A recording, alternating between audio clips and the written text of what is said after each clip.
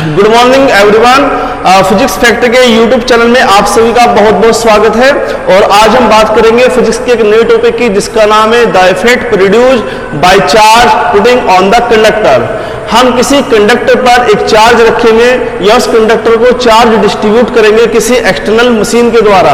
तो हम ये देखेंगे कि वो चार्ज उस कंडक्टर पर डिस्ट्रीब्यूट होने के बाद क्या क्या करता है, या उस कंडक्टर का बिहेवियर उस चार्ज की वजह से कैसा हो जाता है। तो इन सभी बातों को हम डिस्कस करेंगे। तो आइए चलते अपने टॉपिक की ओर। तो ये मेरे पास एक कंडक्टर है और ये इलेक्ट्रिकली न्यूट्रल है, और मैं किसी एक्सटर्नल मशीन की हेल्प से इसको चार्ज डिस्ट्रीब्यूट कर रहा हूं। तो हमें देखना है कि जब हम इसको चार्ज डिस्ट्रीब्यूट करेंगे तो वो चार्ज कैसे कैसे यहां पर डिस्ट्रीब्यूट होता है और उस चार्ज का बिहेवियर कैसा होता है। तो आइए देखते हैं। तो इसमें कुछ पॉइंट्स हैं। तो सबसे पहले, जब आप किसी कंडक्टर को चार्ज डिस्ट्रीब्यूट करते हैं तो जो चार्ज होगा वो उस कंडक्टर की आउटर सरफेस पर डिस्ट्रीब्यूट हो जाता है। कहां पर? आउटर सरफेस पर। इस वाली सरफेस पर ये चार्ज डिस्ट्रीब्यूट हो जाएगा। इसके इंटरनल सरफेस पर यहां पर चार्ज डिस्ट्रीब्यूट नहीं होगा। दोबारा फिर सुन लीजिए कि जब आप किसी कंडक्टर को चार्ज डिस्ट्रीब्यूट करते हैं तो चार्ज जो होगा वो उस कंडक्टर की आउटर सरफेस पर डिस्ट्रीब्यूट हो जाता है, इंटरनल सरफेस पर चार्ज का डिस्ट्रीब्यूशन नहीं होगा। सेकंड पॉइंट, जब ये चार्ज डिस्ट्रीब्यूट हो जाएगा तो कुछ टाइम के बाद, कुछ सेकंडों के बाद, कुछ माइक्रो सेकंड के बाद जो चार्ज है वो स्टेडी स्टेट में आ जाएगा। स्टेडी स्टेट मींस कि जो चार्ज है इसका मूवमेंट या इसका डिस्ट्रीब्यूशन बंद हो जाएगा। चार्ज जो है वो स्टेडी स्टेट में आ जाता है। तो सेकंड पॉइंट में क्या रहेगा? Steady state. तो स्टेडी स्टेट में जो चार्ज का मूवमेंट है वो रुक जाता है। थर्ड पॉइंट, जब यहां पर चार्ज डिस्ट्रीब्यूट हुआ है तो यहां पर इलेक्ट्रिक फील्ड भी होगा। तो याद रखेंगे, किसी भी कंडक्टर की सरफेस पर जो इलेक्ट्रिक फील्ड होता है वो उस सरफेस के नॉर्मली होता है या उस सरफेस के परपेंडिकुलर होता है। अब अगर यहां पर चार्ज हमारा पॉजिटिव है तो पॉजिटिव चार्ज की वजह से जो इलेक्ट्रिक फील्ड लाइंस होंगी वो इस सरफेस के आउटवर्ड नॉर्मल में होंगी, और अगर चार्ज नेगेटिव है तो उस नेगेटिव चार्ज की वजह से जो इलेक्ट्रिक फील्ड लाइंस होती हैं वो नॉर्मली इनवर्ड होती है। लेकिन इसमें समझने वाली बात यह है कि ये जो इलेक्ट्रिक फील्ड लाइंस होंगी ये बस यहां पर आगे रुक जाएंगी इस सरफेस पर। इसके इंटरनल रीजन में कोई भी इलेक्ट्रिक फील्ड लाइंस नहीं होगी। दोबारा फिर सुन लीजिए कि जब आप इस कंडक्टर को चार्ज डिस्ट्रीब्यूट करेंगे तो इस चार्ज की वजह से जो इलेक्ट्रिक फील्ड लाइंस होंगी वो केवल और केवल आउटर सरफेस पर होंगी। इसके इंटरनल रीजन में किसी भी तरह की कोई इलेक्ट्रिक फील्ड लाइंस नहीं होंगी, किसी भी तरह का कोई इलेक्ट्रिक फील्ड नहीं होगा। तो यहां पर इसलिए क्योंकि यहां पर चार्ज की वैल्यू कितनी है? 0। तो इंटरनल रीजन के लिए ये किसकी बात कर रहे हैं हम?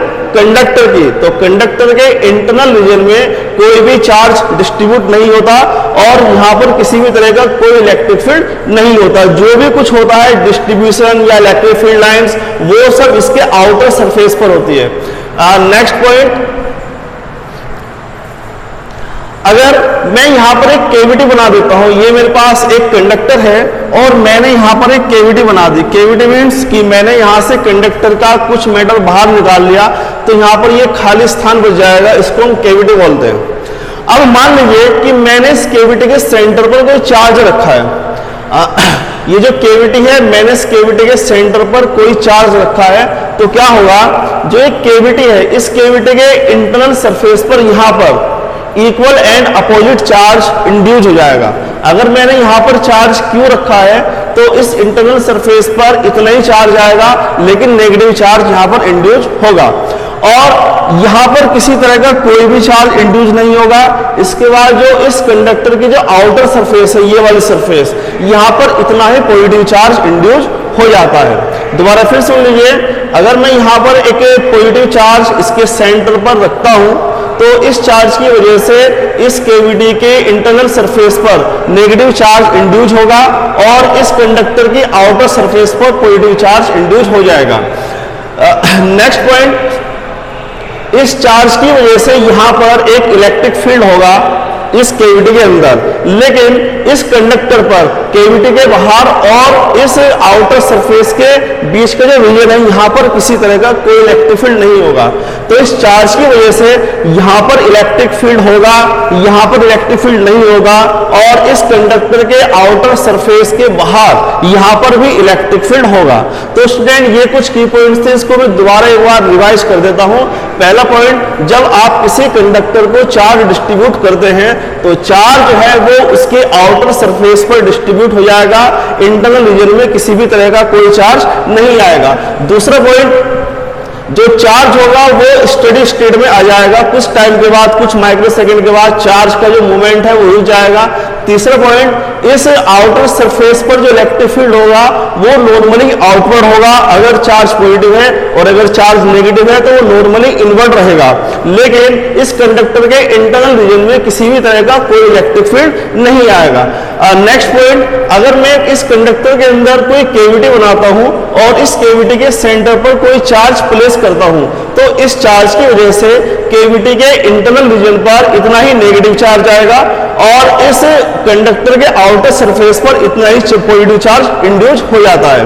नेक्स्ट पॉइंट, इस सेंटर पर जो चार्ज मैंने प्लेस किया है, इस चार्ज की वजह से यहां पर किसी भी, यहां पर इलेक्ट्रिक फील्ड, इस कैविटी के अंदर इलेक्ट्रिक फील्ड होगा, लेकिन जो कंडक्टर का जो रीजन है जो कैविटी के बाहर है और आउटर सरफेस के बीच का जो रीजन है यहां पर किसी भी तरह का कोई इलेक्ट्रिक फील्ड नहीं होगा, और इस कंडक्टर के आउटर सरफेस के बाहर यहां पर भी कुछ न कुछ इलेक्ट्रिक फील्ड प्रोड्यूस हो जाएगा। तो स्टूडेंट ये कुछ इंपोर्टेंट बातें थी जो आपको याद होनी चाहिए। आगे के टॉपिक में इन सभी की पॉइंट का हम यूज करेंगे। धन्यवाद।